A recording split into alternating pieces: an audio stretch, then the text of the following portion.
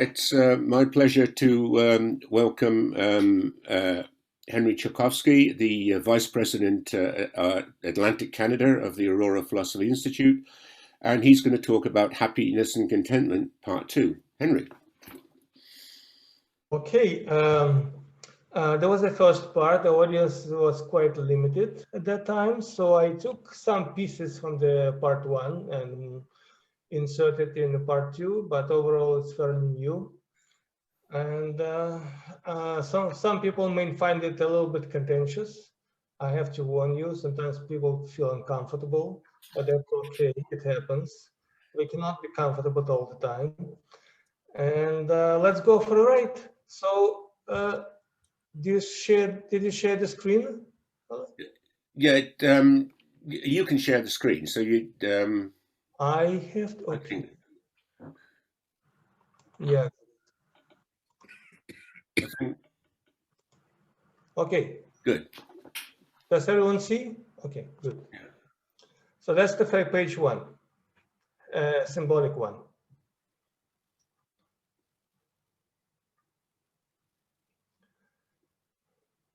Page 2.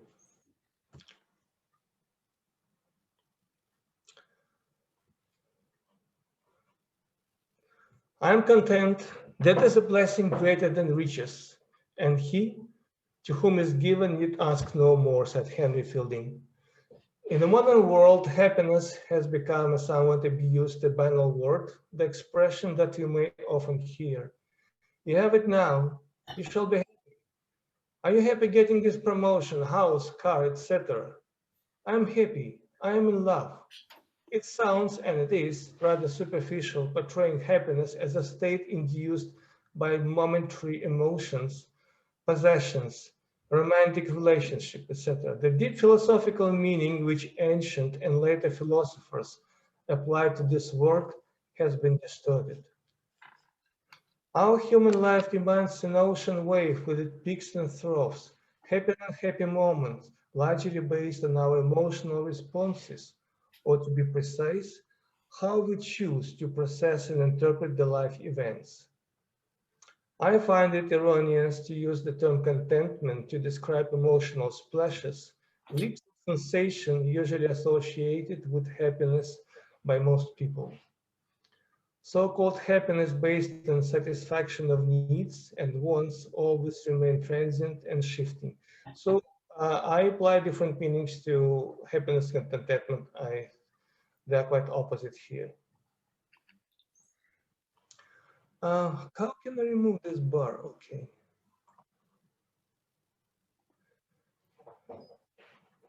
Contentment is an attitude that says, I will be satisfied with what God has given me.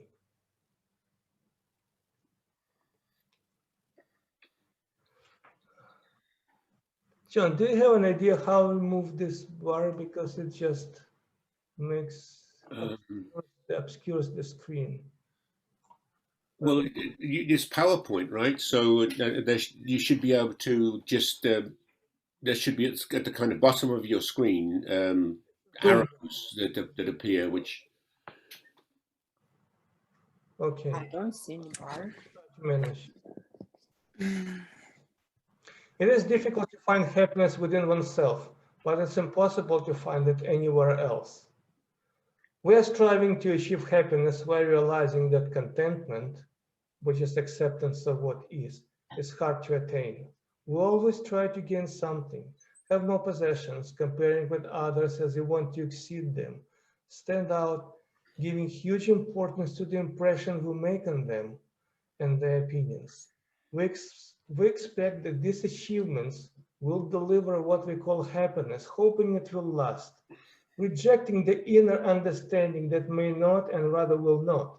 Thus, by not accepting what is, no matter how it looks and feels like, will build illusion, self-deceit, call it happiness or unhappiness, as the case may be, allow our mind to create a story upon story of our life situations built exclusively on our perception and labeling of things.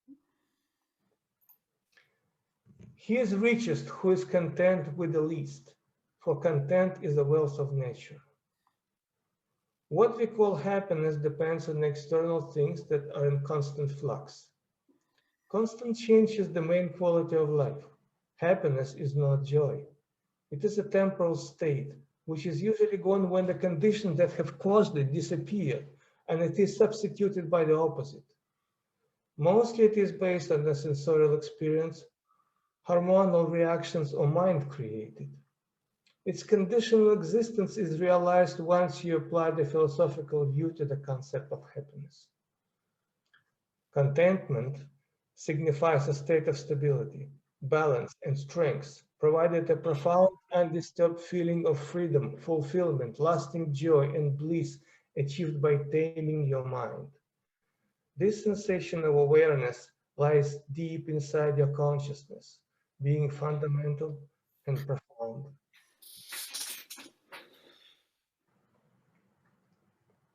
A couple of words of philosophy as a way to contentment. This is Diogenes.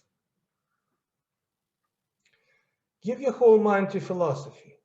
Sit at her side and pay her constant court, and an enormous gap will widen between yourself and other men. You'll end up far in advance of all mankind and not far behind the gods themselves. To grasp the practical approach to philosophy promoted by the ancients, we can turn to the statement of Epictetus that philosophy is primarily a matter of deeds, not words.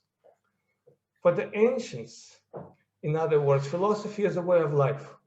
To use philosophy according to the Hellenic philosophers, the wisdom we gather must permeate our being and express itself through excellent action in the world. Suffering. As long as we heroically embrace our suffering, we will be aiding the process whereby we forge meaning and become fully human.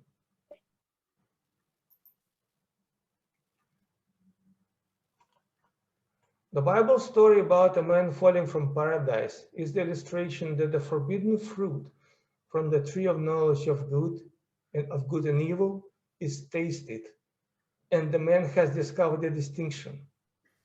Understanding this distinction is a cause of our psychological sufferings, as our perception classifies the life events as such.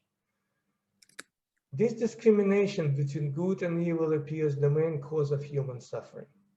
Discrimination between good and evil.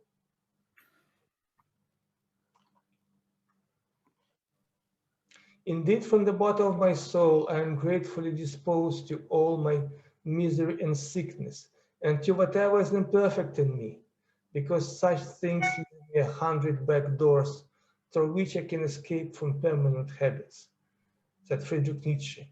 According to Nietzsche, suffering is a way to liberation, and contentment is the final destination. Profound suffering proves to be an indispensable ingredient in self-transformation. Nietzsche believed those able to suffer deeply know how to use pain and impetus to burn away all that is weak and superfluous in them. All of us have emotional tendencies, neuroses, and habits we would be better off burning away. But when things are going well, we think little of making changes.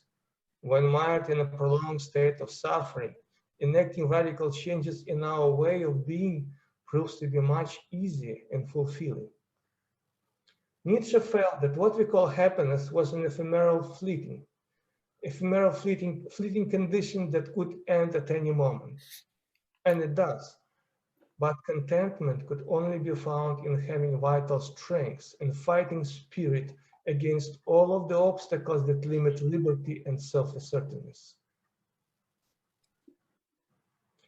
The Words of Wisdom by Viktor Frankl. I believe it comes from Man's Search for Meaning, his best masterpiece. Everything can be taken from a man, but one thing, the last of the human freedoms, to choose one's attitude to any given set of circumstances, to choose one's own way. Man, the bravest of animals, and the one most accustomed to suffering, does not repudiate suffering as such. He desires it. He even seeks it out, provided he is shown a meaning for it, a purpose of suffering. The meaninglessness of suffering, not suffering itself, was the curse that lay over mankind so far. Ernest Becker, an American cultural anthropologist, considered the need for meaning in life to be more important than did Nietzsche. Mankind must not only believe life to have meaning in order to flourish, as Nietzsche alluded to, but for Becker, mankind needs to be convinced that life has meaning to survive at all. If a person loses the meaning of life, his path to happiness is blocked. Depression overcomes, and suicide seems like the only outcome. During forced lockdowns, coming to the modern situation, when the flow of life has been disrupted for many people, suicides have skyrocketed. People have been deprived even of their short moments of happiness and subjected to meaningless suffering.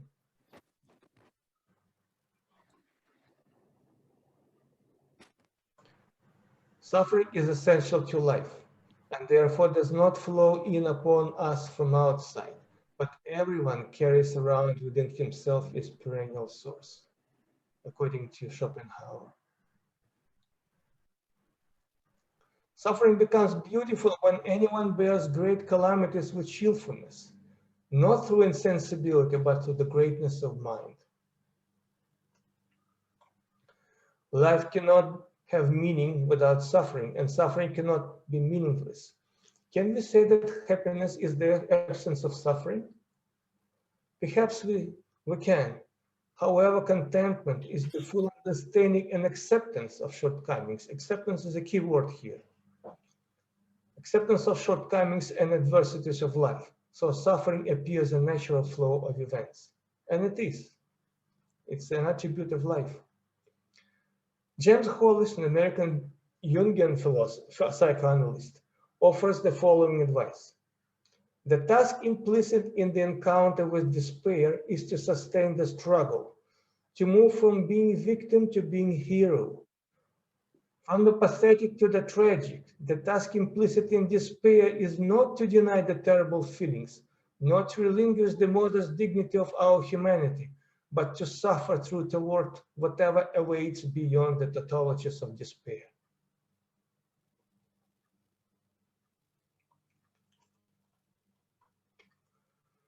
While all animals suffer due to deprivations of injuries, humans are alone in their capability to create suffering in the midst of external comforts.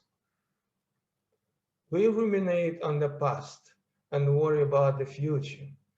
And as Kierkegaard put it, we know that terror, perdition, annihilation dwell next door to every man. As Fyodor Dostoevsky stated, it is better to be unhappy and know the worst than to be happy in a fool's paradise. It is in the swamplands where soul is fashioned and forged, where we encounter life purpose. It is its dignity and its deepest meaning. James Hollis, Swamplands of the Soul. Man is the only animal that laughs and weeps, for he is the only animal that is struck with the difference between what things are and what they ought to be. We may also think, wrote James Hollis, that if you undertake a sincere and disciplined analysis, we'll find the high ground and be able to build our castle there. Instead, we find to our dismay that we fall back into the old places, the familiar swamplands we have always known despite our heroic efforts.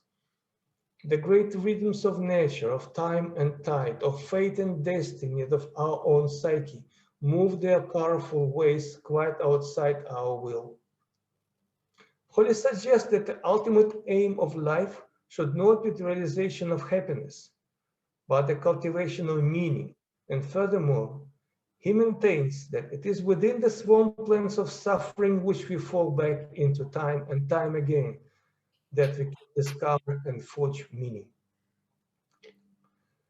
As Aeschylus has stated, wisdom comes along with suffering.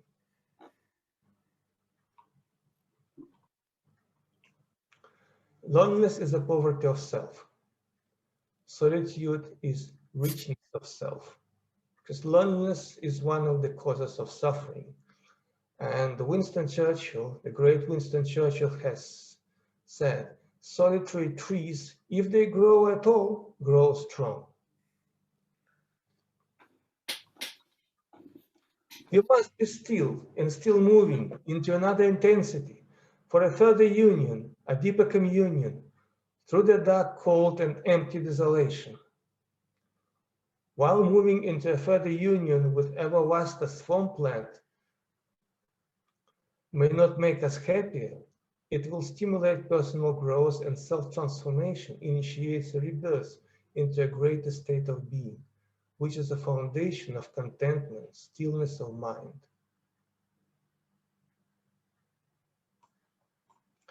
A gem cannot be polished without friction, nor a man perfected without trials. An untroubled life is a Dead Sea. To have nothing to stir you and rouse you to action, no attack by which to try the strength of your spirit, merely to lie in unshaken idleness, this is not to be tranquil. It is to be stranded in a windless calm. Never let success get to your head. Never let failure get to your heart.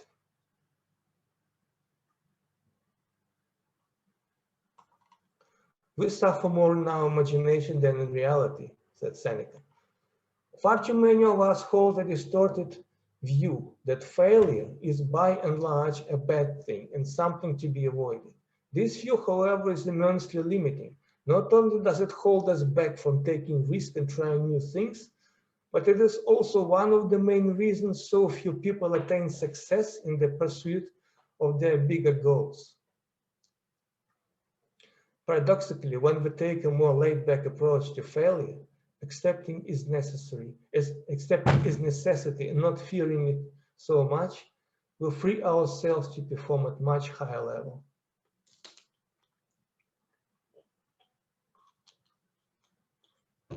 In reality, very often attempting something, even if you fail, is empowering and great boon to our self-esteem. We learn that we are capable of dealing with setbacks and we become much more resilient individuals.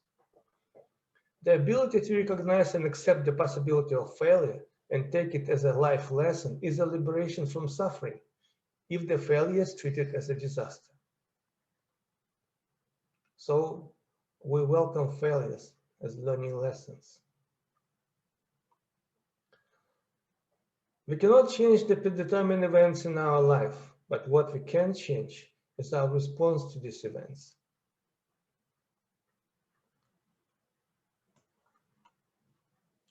It's about Stoicism. Foundation of Stoicism. 4 virtues in all things: wisdom, courage, temperance, and justice.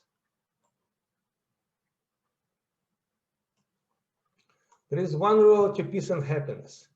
Keep the thought near by morning and noon at night. Renunciation of externals. Handing over everything to fortune and deity. Epictetus.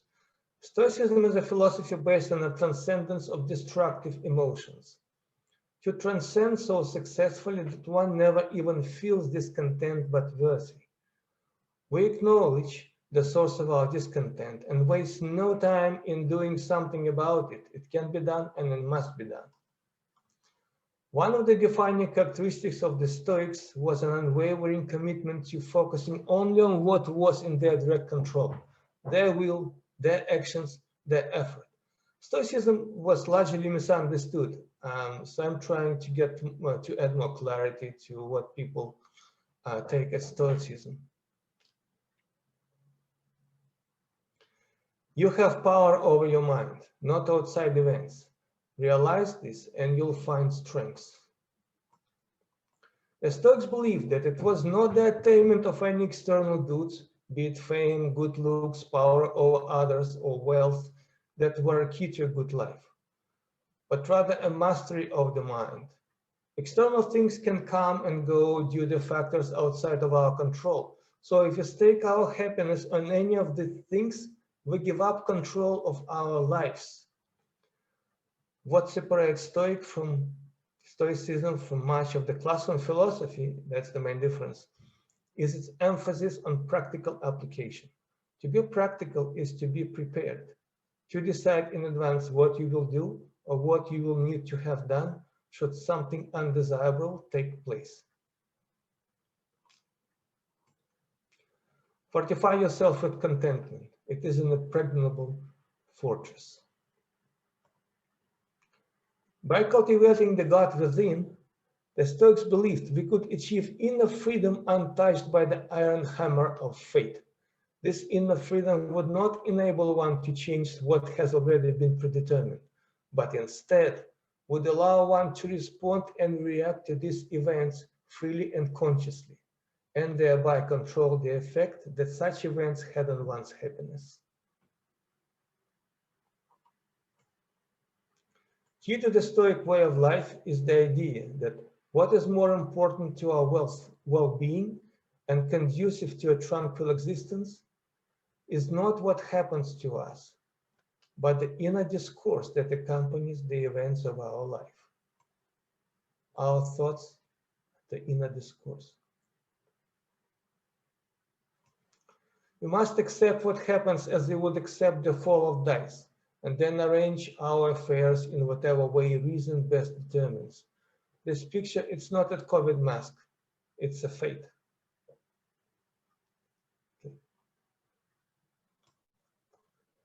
It never ceases to amaze me. We all love ourselves more than other people, but care more about their opinion than our own.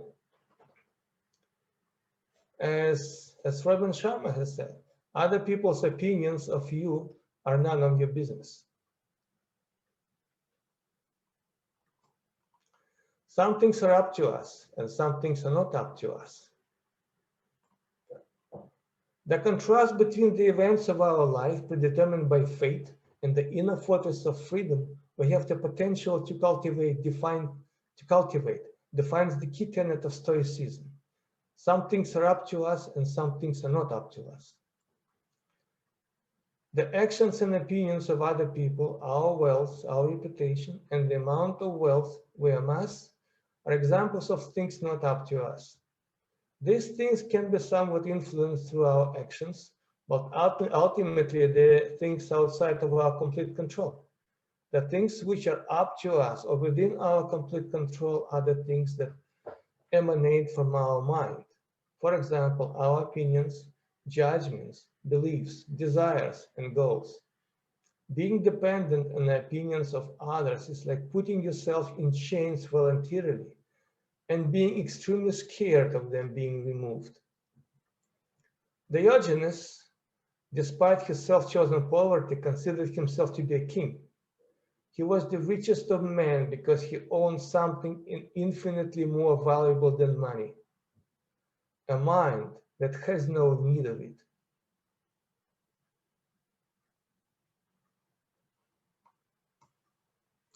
Constant misfortune brings this one blessing. Those whom it always assails, it eventually fortifies.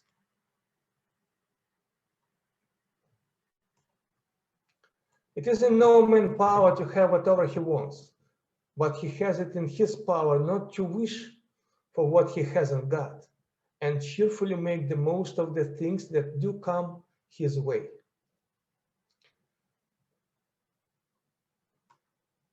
True contentment comes from a deep-seated belief that things are okay as they are, that every experience, setback, and triumph alike was uniquely and meaningfully assigned to you, and that your judgments are completely entirely in your control.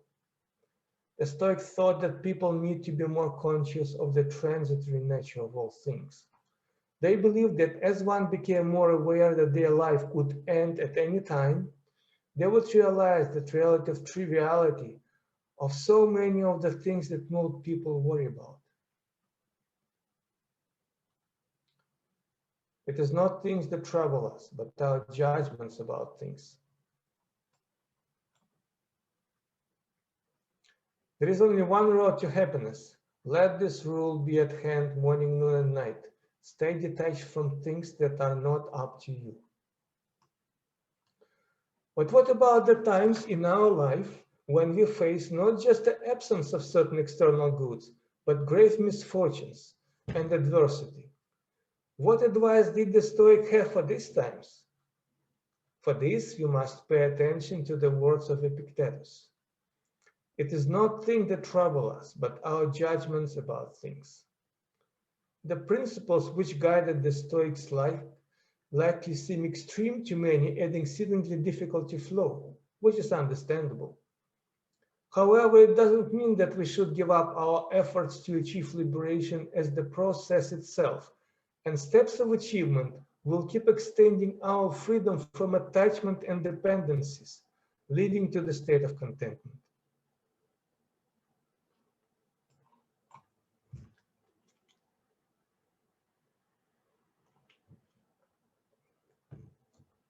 The art of living is more like wrestling than dancing. The Stoics were extremely cognizant of the fact that vast majority of people are incapable of dealing with the hardships of life without becoming worn down and eventually defeated. The Stoics thought of philosophy as a tool we can use to help us sculpt and shape our character into an impenetrable fortress, one able to withstand struggles and adversity with calmness and strength. So Stoics considered philosophy as the major tool to resist the adversity of life. For choice cannot be hindered or harmed by anything that lies outside of sphere of choice, but only by choice itself. Nothing except our own judgment is capable of causing us to become disturbed or confused. The Stoic attains his abiding tranquility by cultivating mastery of the one thing in the world considered fully within our control, our powers of judgment and choice. The ancient philosophers did not seek our adversity, but when it struck, they viewed it as an opportunity, not a curse. It was only when I lay there on the rotting prison straw that I sensed within myself the first stirring of good. And that is why I turn back to the years of my imprisonment and say, bless you, prison, for having been a part of my life, writes Alexander Solzhenitsyn in Gulag Archipelago. Alexander Solzhenitsyn moved from being a dedicated communist to the fighter against the disaster of communism. So spending life in prison and concentration camps totally transformed him as a human being.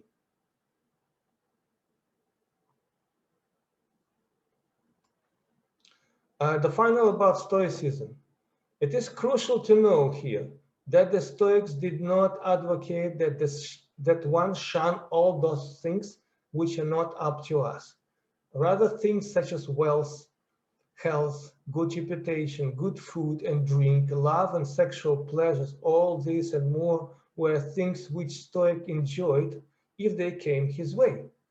Yet, unlike practically everyone else, the Stoic was not attached to them, and his happiness was not dependent on them.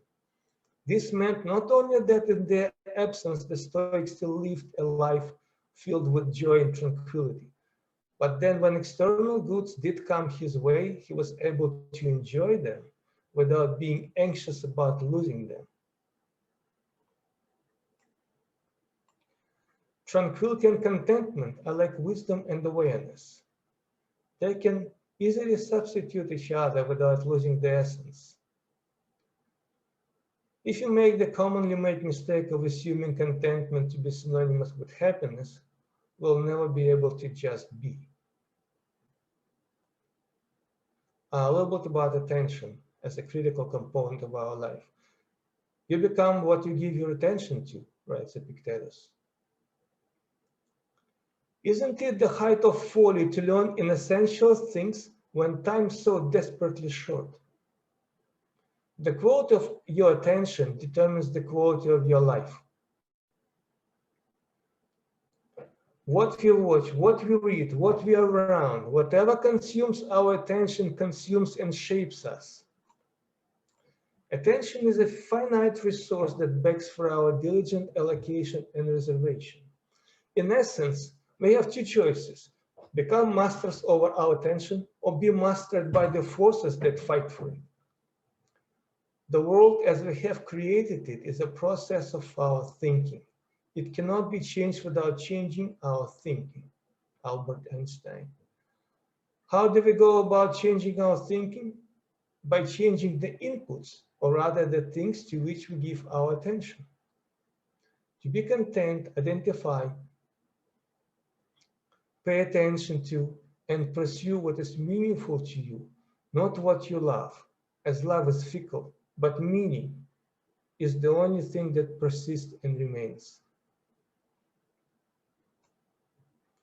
He who is not contented with what he has would not be contented with what he would like to have, as life keeps proving again and again. There is a limit to the time assigned to you, and if you don't use it to free yourself, it will be gone and will never return.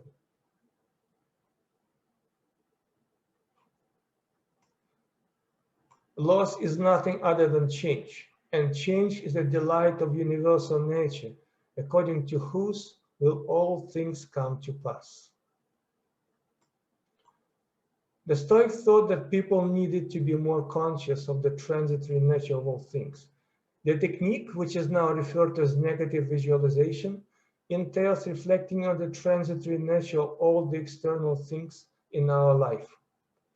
And at every moment we have the only question: am I to enjoy or endure?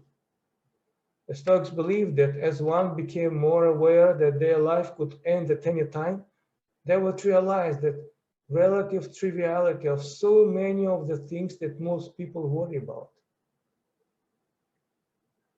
Our search for happiness is a sign that we don't have it. Clear. The fear of finding oneself alone, that is what they suffer from, and so they don't find themselves at all. When we become old and frail, we ask ourselves, what have we achieved? What have we been striving for?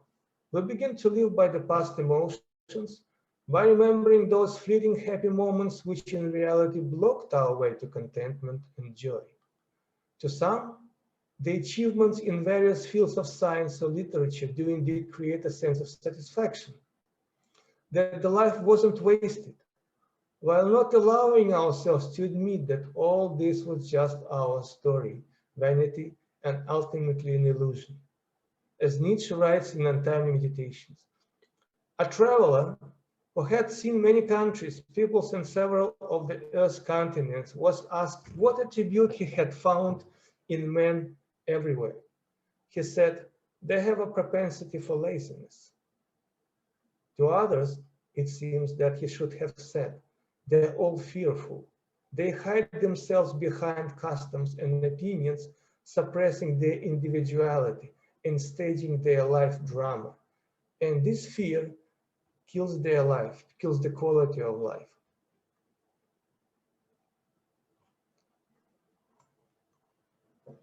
Mediocrity as a barrier to contentment. Okay, enough of Stoicism, different subject, but also related. There is only one good, knowledge, and one evil, ignorance. Most people in modern society remain oblivious to this higher level of reality and are rather absorbed in obsessive compulsion to work and accumulate money and things, and engage in a pursuit of pleasure and comfort they regard as happiness. Many who are trapped in this self-imprisoning world of sterile work and trivial pursuits are unhappy to the point of clinical depression. Some are unable to sustain their hollow drive to work and consume, and collapse in fatigue, despair, and perplexed disillusionment, writes Stephen Bartlett. Three traits which typify the mediocre individual are intellectual, emotional, and moral mediocrity. If you want to be wrong, then follow the masses, wrote Socrates. Intellectual mediocrity is characterized by a low value placed on learning and total absence of interest in cultivating one's intellect. Critical thinking, lack of critical thinking, and seeking out new and challenging cognitive horizons. The intellectually mediocre individual parrots the prevailing social and political paradigms and uncritically accepts the dogma of the day and standards of political correctness. Emotional mediocrity is characterized by an impoverished inner world and the lack of internal depth and richness. As a result of emotional mediocrity, one requires constant and increasingly stimulating input from the external world, which over time renders one's inner world even more desolate. Moral mediocrity is marked by a lack of individual autonomy and personal moral compass, and hence an inability to take a stand against socially accepted standards, principles, and values. The defining quality of the moral mediocre is an absence of courage and the lack of will to stand alone. Contentment could only be found in having vital strength and a fighting spirit against all of the obstacles. Any human being who does not wish to be part of the masses need only stop making things easy for himself. Let him follow his conscience, which cries out to him, "Be yourself. All that you are now doing, thinking, desiring, all that is not you," wrote Nietzsche in Untitled Meditations. Unfortunately, in our most formative years, we are thrown into institutions designed to breed collectivized and obedient workers, not individuated individuals. Like Pavlov's dogs, our behavior is conditioned by whistles and bells. We are rewarded for regurgitating information, for standing in line with when commanded, and for affirming the status quo. Day in and day out, our schooling feeds our herd instinct and starves our impulse for independence. And so when we emerge into adulthood, we lack the cognitive resources required to individuate and go our own way. We perceive life through the lens of whatever worldview our society deems correct and sane. To be yourself in a world that is always trying to make you something else, is the greatest accomplishment, wrote Father Emerson. Our happiness is heavily dependent on societal norms and demands. Later, I come to this point by Mortimer Adler. The herd doesn't like individuality, and our deviations that contradict the established model of sanity may cause us to be ostracized by this society and therefore causes isolation. Contentment remains the unachievable goal if you surrender your individuality. We value no man by what he is, but at the trappings in which he is adorned, said Seneca. None of those who have been raised to a lofty height by riches and honors is really great. Why then does he seem great? Because you are measuring the pedestal along with a man. A dwarf is not tall, though he stands on a mountain. This is the error under which we labor and how we are deceived. We value no man by what he is, but at the trappings in which he is adorned. Seneca.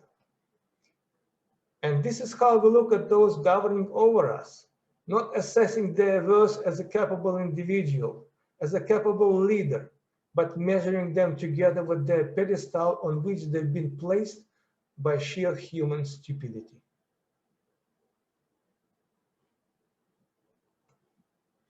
Great spirits always encountered violent opposition from mediocre minds. Albert Einstein. If you want to be wrong, then follow the masses.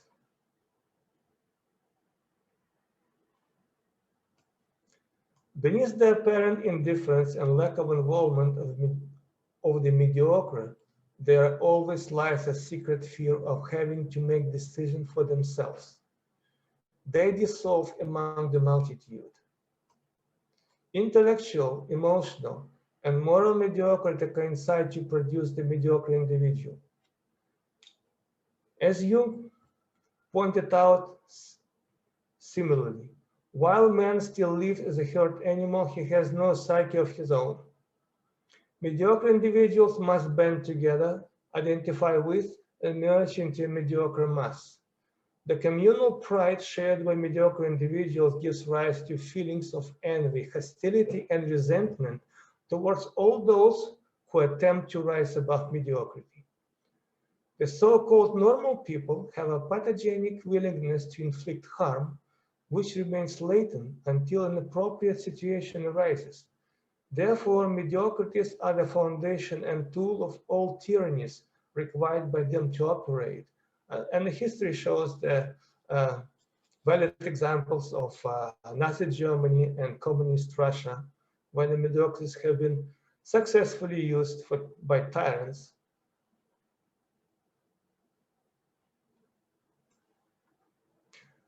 Now we come to the last section, 10 philosophical mistakes. Book by Mortimer Adler. He identified, in his opinion, 10 major philosophical mistakes, and I'll be focusing now on one of them, happiness and contentment. Mortimer Adler, in his 10 philosophical mistakes, indicates contentment as a temporary condition, based on satisfaction of needs and wants, while happiness is something which we are striving for, leaving nothing more to be desired.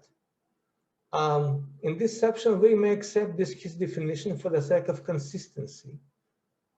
Adler has indicated that it is wrong to expect your happiness to be delivered by outside forces, like, for example, the government.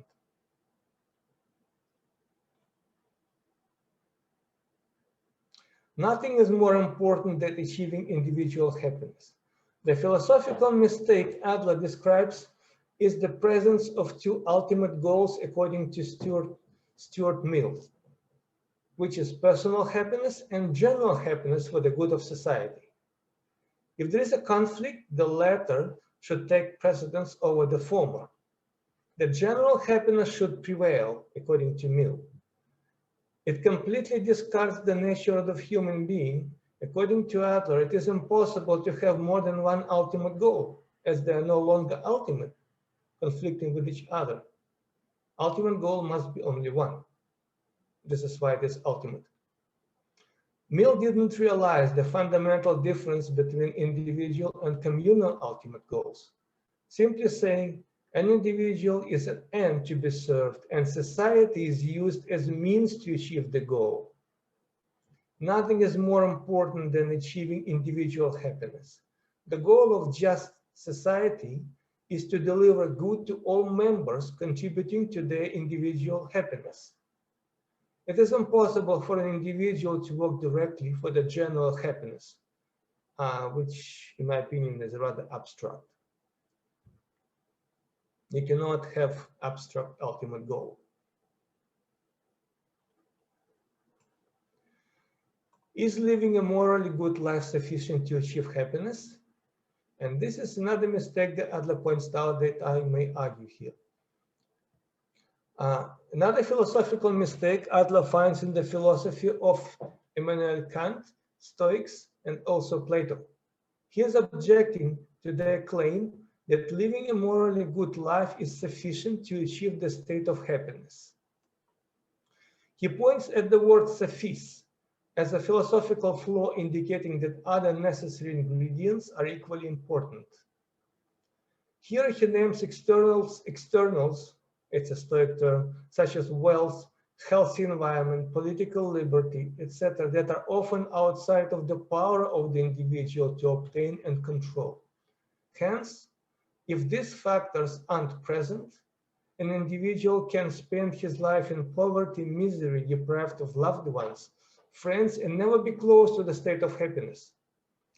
As Aristotle sums up, defining happiness, a whole life lived in accordance with moral virtue and accompanied by a moderate possession of wealth, and preferably the rest of externals that constitute a good fortune. Eliminating the attachment to things outside of our control and achieving the state of liberation is the main principle of Stoicism, while it resides on the moral virtues of the individual. I would argue here that Stoics have certainly taken this into consideration developing their philosophy. This is why it is founded on achieving the state of contentment when individuals consistently working towards obtaining freedom from dependency on and attachment to external things, while enjoying them when they are available. Eliminating this attachment to things outside of our control and achieving the state of tranquility while residing on the moral virtues of the individual is the main principle of Stoicism. So it's not just moral virtues, it's also liberation of attachment and dependency. These two major factors, which I believe Adler has omitted in his book. Stoicism does not imply that we should stop aiming at obtaining wealth, developing careers and healthy relationships, or have good friends.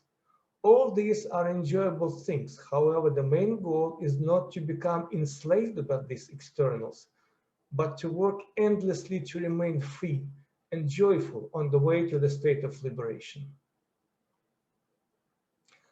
And finally, and say while you're training yourself day after day, not that you're acting as a philosopher, but you're a slave on the way to emancipation, for that is true freedom.